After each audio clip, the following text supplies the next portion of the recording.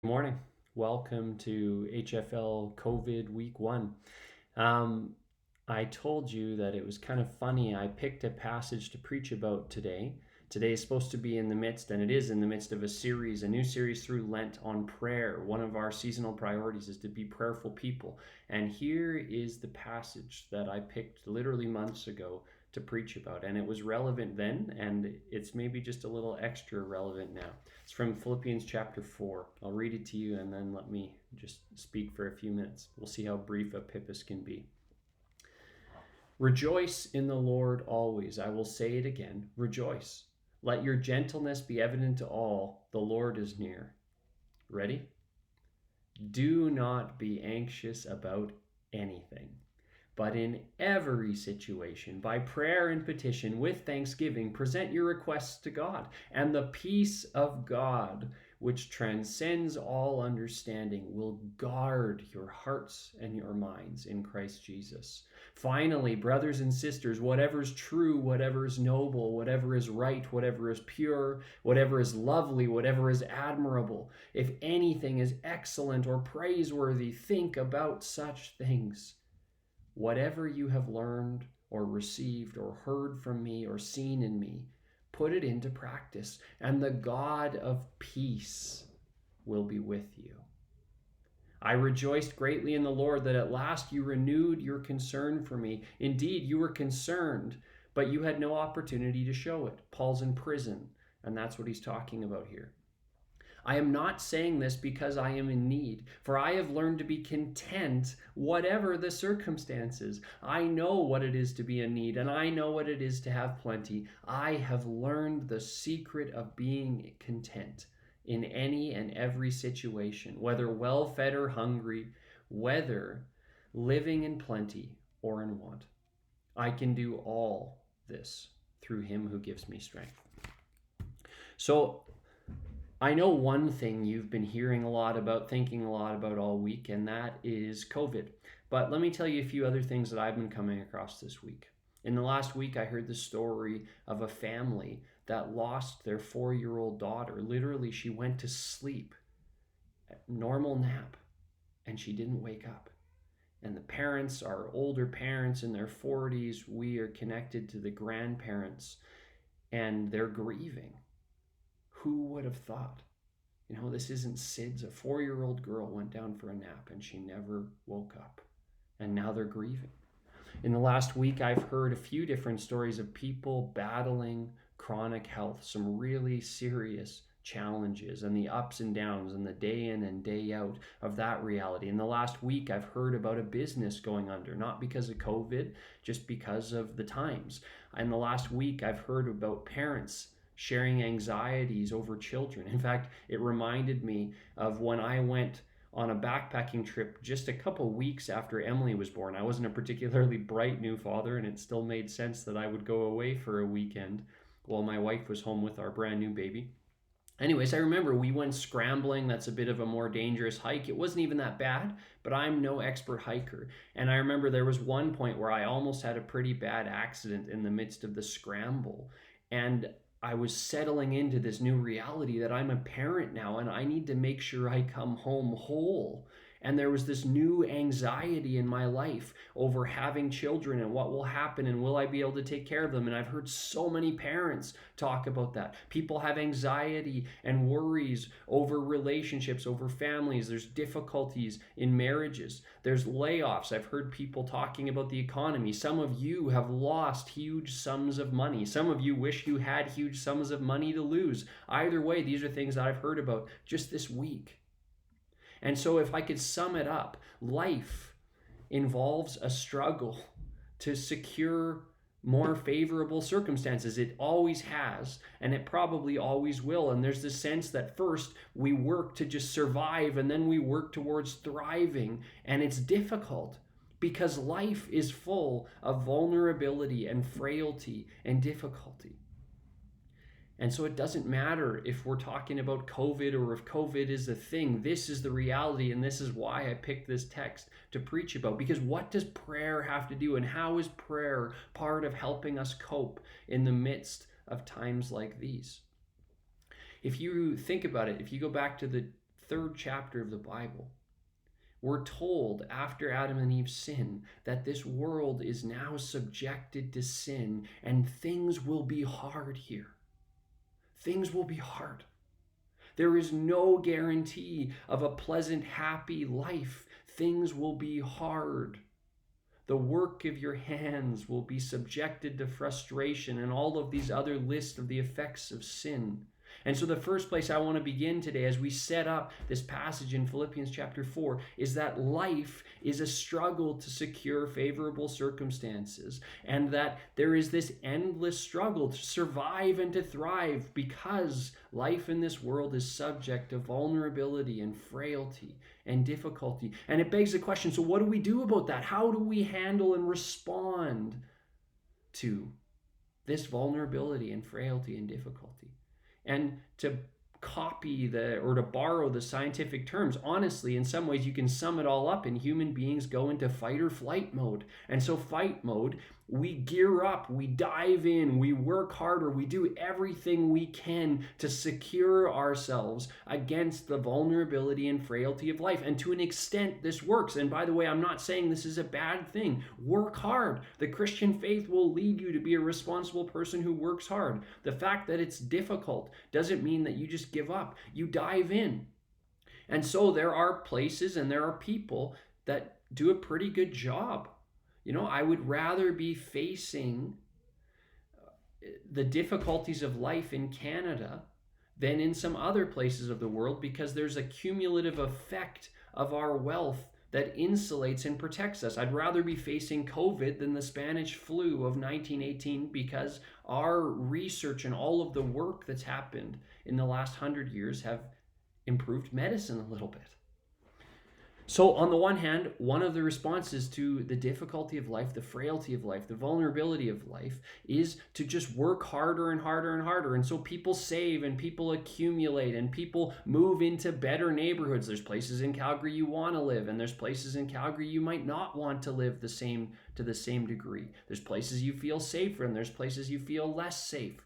So one response is fight. We rage and toil against the difficulty and frailty of life. And to an extent, it can help and it can work. And on the other hand, there's flight. And so we can deny the realities of life, we can hide from the realities of life, or we can distract ourselves from the realities of life. We can binge on Netflix. And part of the interesting thing, even in a week like this, something that COVID does is it reminds us how much we in the West and in Calgary are mostly insulated, though not exclusively at all, from some of the frailty and difficulty of life. See, many of us are among the richest people in the world, and that has insulated us to a degree. We still can't help when illness suddenly strikes, when a 4-year-old goes to sleep and doesn't wake up. I think of another friend who lost his kid to cancer. But so there are these isolated incidents. The difficulty of life always gets through our defenses. But to an extent, if you have enough wealth, you can protect yourself and insulate yourself to a degree, and then you can binge on Netflix and forget that for most people in the world, they never have the option of forgetting about the frailty of life. If you're born into a refugee camp, you never have the option to just binge past seasons of the Gilmore Girls or something like that and forget about how things are hard. Every day you struggle to survive. And there are still a huge proportion of the people in the world who are stuck in that struggle every day. So I guess what I want to raise today is, are there options, and how does the Christian faith speak to this struggle with circumstances and the difficulty of life and the frailty of life, which is especially felt in many places in the world, but even here it gets through. We get sick, businesses go under, governments screw up, there's corruption, there's scandal, there's murders, people rob houses, and on and on. So what do?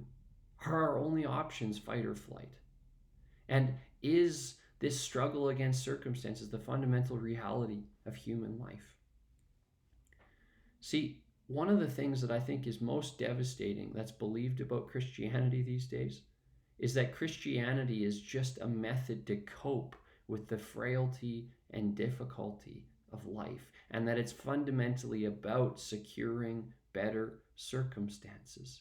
Most people wouldn't say that, but so many people who join into the Christian faith join into it as people who are looking for a more pleasant life, a better life, for the good life. And they still think that the good life is primarily about favorable circumstances, about insulating themselves from the frailty and vulnerability of what might happen.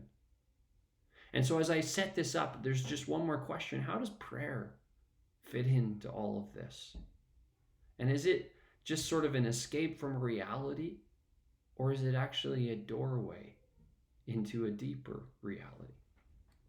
So the Philippian church, if you go to Acts 16, and you can look this up, I'll talk a little more about what happened later, but the Philippian church, and of course the passage I'm speaking about today is from Philippians chapter 4. It was a letter written to the Philippian church by the Apostle Paul. The Philippian church was born in prayer and in persecution. It was born in a time of difficulty. The letter is written about a decade later by our best guesses. And 10 years later, Paul, who's writing the letter, is in prison, also in difficulty. The Philippians are being persecuted for their faith, a time of difficulty, a time of vulnerability. And so you can see how this sets up. See, when we get to those verses, don't be anxious about anything. This isn't some happy treatise written on a coffee cup. This is a pastoral letter written from a pastor who's suffering in a Roman prison to a church that's suffering under Roman persecution. And yet, here's the other interesting thing about the letter of Philippians. If you read it all, it's the most joyful of all of Paul's letters. He's glowing. And so from the very beginning, it raises this question, how can he be glowing? How can he be so happy when he's in prison and they're persecuted? What is going on? So let me just walk through this letter. At the start, it says, and you'll notice throughout in verses 7, 9, and 13, Paul talks about the results of the prayer and the actions that he commends the Philippians to take in the midst of their persecution, and that he's modeled himself in the midst of his imprisonment and all of his suffering and struggle over the years. So verse 7, he says that the result of what he's talking about is that the peace of God, which transcends all understanding, it's so great that you can't even define it, that this peace will guard your hearts and minds. Now, it's interesting, that word guard, it's referring to a Roman garrison. And so the irony is, on the one hand, the Romans are the ones persecuting the Philippian church, but Paul's using the word for this Roman garrison, which also represents security. They beat back invaders in a dangerous world. A Roman garrison is a good thing to have around unless you're being persecuted. But he flips the image and he says the peace of God will act like that, and it will protect your heart and your mind, your inner world. Then you get to verse 9 and he says the peace of God will be with you. And then going down, he's been struggling in prison. There have probably been days that he didn't eat, didn't drink. Prison circumstances weren't great in the Roman Empire. And he says this, I've learned the secret of being content in any and every situation, whether well-fed or hungry. It's hard to even think about that. So our grocery shelves are getting shortchanged, but not many of us have missed a meal anytime recently. Paul lived in a world where missing a meal was a normal. Going for a couple days without a meal was also a normality of life. And in prison, certainly. And so you're probably in pretty uncomfortable situations, exposed to elements. People aren't going to take pity on you. It was a shame to associate with a prison. And Paul says, whether I'm well-fed or hungry, living in plenty or want, I've learned to be content in all circumstances. I can do all this through him who gives me strength. And so part of what I want you to see from the beginning is that Christianity has always offered a way to get beyond, not out of, but beyond this struggle for favorable circumstances in our life. So it doesn't matter, are you mentally ill? Are you longing for different relational circumstances? You're single and you want to be connected with somebody. You're in a marriage that's difficult. You're in a tough season of parenting. You're struggling with chronic illness. Your business is struggling, and on and on. List the typical challenges that we might face. And Paul says, look, there's a way not of escaping those things as if they don't matter, but of transcending them and of walking in them in the midst of a peace where you know and are held by the reality of God and his kingdom. So how do they do it? Again, imagine what it would have been like the first time the Philippian church gathered and they heard these words, knowing Paul's situation, knowing their situation. He begins, rejoice in the Lord. I'll say it again, rejoice. This is no one's default response in the midst of the difficulty of life. Rejoice in the Lord. Why? Do you know what happened when the Philippian church was born? What happened when the Philippian church was born is, and I'll skip to the very end of it, Paul and Silas were arrested for driving a demon out of a slave girl who could predict the future. They were arrested. They were brutally beaten. Their bodies were flayed open, and they were thrown in prison and locked up in the middle of the night after a day like that. Do you know what they were doing? This is in Acts chapter 16. They were praying and they were worshiping God. And all of a sudden there's an earthquake and the prison falls apart and people could get out. And in that world, it's not like running from the prison outside of Bowdoin where, there's guards with guns and, there's technology and there's vehicles and helicopters and you're likely going to get caught. In the ancient world, you'd have a good chance of